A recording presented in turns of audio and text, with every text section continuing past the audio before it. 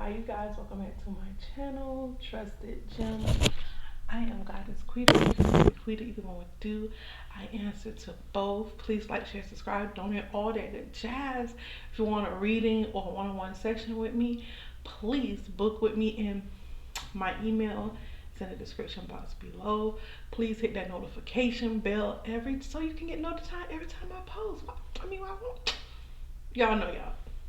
You know you want to. Anyways, let's get into it. This is Taurus general reading for December. Remember, it is general, so you may get bits and pieces, or it may not resonate. You might have to go pick another sign. I'm just saying, you ain't just. Mostly people do not just have one sign in their chart. I'm gonna put it that way. Okay, for your current situation, you have the Four of Swords. Your challenge card is the Two of Wands. Your in your subconscious is a Page of Pentacles, and your conscious is the Two of Pentacles. Ooh. And your past is the Queen of Wands. And your near future is the Knight of Cups. And your advice or your attitude is the Strength. Love that. In your environment is the Wheel of Fortune. Love that. And your hopes and feelings is King of Wands. Your extended, your four card extended outcome is the Seven of Swords, the Five of Pentacles, the Five of Wands, and the Hermit. So let's get into it, Taurus. What it do?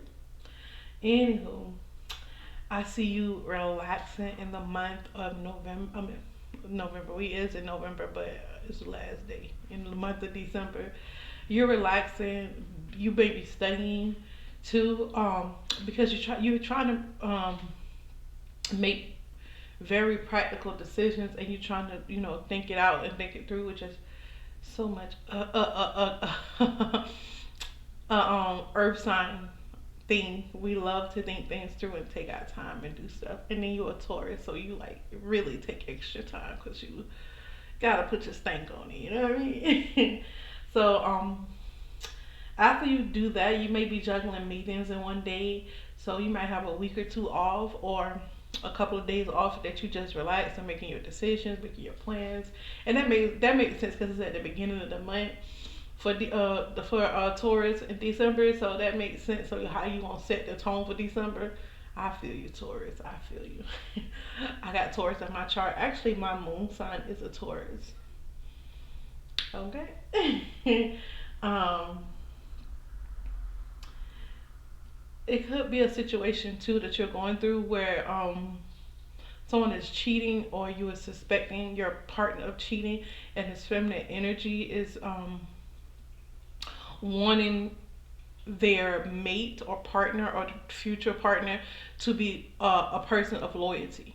They want this feminine energy, want their masculine energy to be loyal, to be faithful.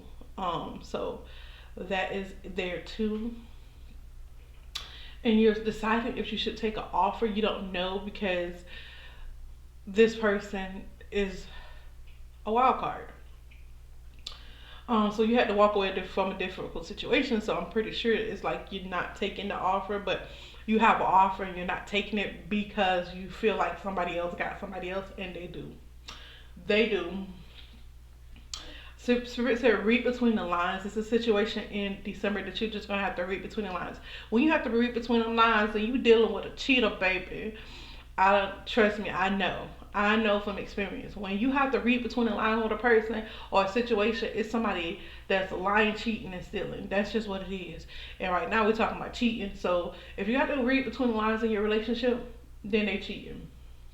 9 times out of 10, they cheating. Um, you may be joining a soul circle or a soul group, or your soul tribe, or you just around all your spirit guides, your ancestors. They're close by, the angels. They're like doting on you. They're making sure you're good. They're making sure everything is good with you. They're making sure you on track for this new year. They do. Um, you may be doing a bit of gambling or dealing with somebody that has a gambling addiction. Um, this if you are masculine, this masculine energy is coaching kids, and they love coaching kids. They're very good at it. They're very enthused, and that's why kids like them, because their energy is so, it's just so much, it's just so good. And it's, they got, kids got a lot of energy, so when you can match kids energy, they love that. I already said somebody was cheating. You may feel like you're an outcast in society, or you may be an outcast. You may feel like you don't belong to a group, but you do. Maybe not, you know, you're not everybody cup of tea, but you got people who are rooting for you. You have people who are there for you, especially in the spiritual world. You have more of them than you do here. But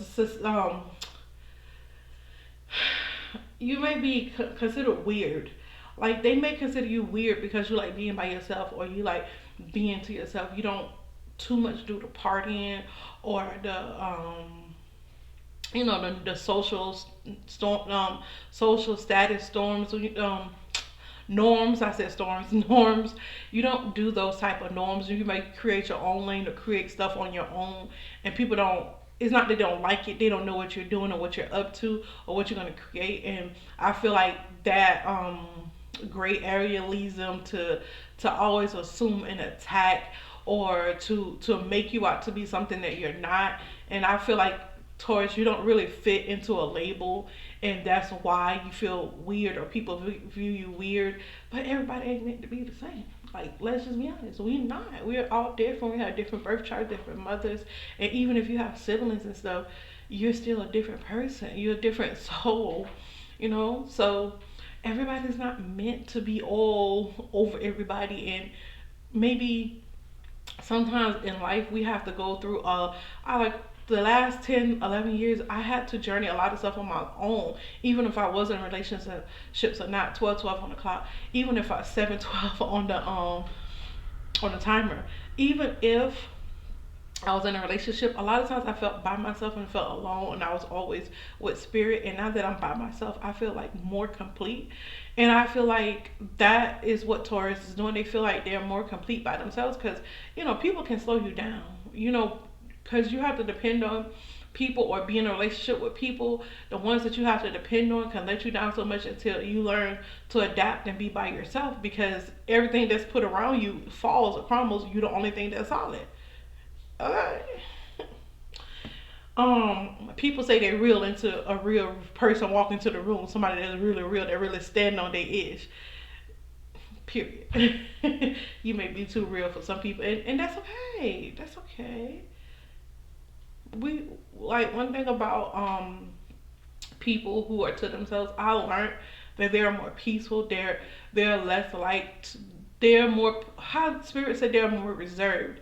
And being more reserved means that you're not creating bad karma. The more, I'm not saying the more you interact with people, you're creating bad karma, but what I'm saying is you're more reserved. You're more high quality. You're more of a quality person. That's what I learned about people a lot of people who are alone, they have a lot of qualities and quirks about them, and other people won't understand until you're one of those people. Like, if you can relate, then you can relate. If you can't, then you can't. And I feel like it take another loner to understand a loner. So yeah. But you'll be in bold while walking away from the situation, or walking by something and just looking at it and be like, okay, I knew he was gonna do that. Okay, I knew they was together. Or okay, all right, whatever. And you just you took the leap of faith to change your life. And I feel like that change has made you feel like people view you like you're alone, but you're not. Like, you don't care about having friends. Having friends is a plus. Um, because somebody else is cheating on you, it causes you. Okay, say somebody else is cheating. That's conning and underhanded behavior, and then you have to go find a person, find out the information, or snoop a spy to see if that person is cheating. I feel like that's what's going on in the month of December. So you're snooping and spying to see if your intuition is right, and your intuition is leading you right. Um, this you could be going to a gathering or a group with your child's father, or your husband, or you could be around your husband's or your child's father's um family members, and they're excluding you. They're acting like you're over there. You're there, but you're at the gathering, but they're acting like you're over there. They're distancing themselves, and they're doing it on purpose. And not only they're doing it to you, but to their own grandchild, niece, and nephew, all of that, to their own kinfolk, and that's crazy to me. That is so. When adults act like that, that's just pettiness. That's crazy to me. Yeah, children are innocent, and even if they're not, they're still children. They still ain't full grown. They don't, a lot of them need to be taught, and you acting that way ain't teaching nothing but how to stay away from you.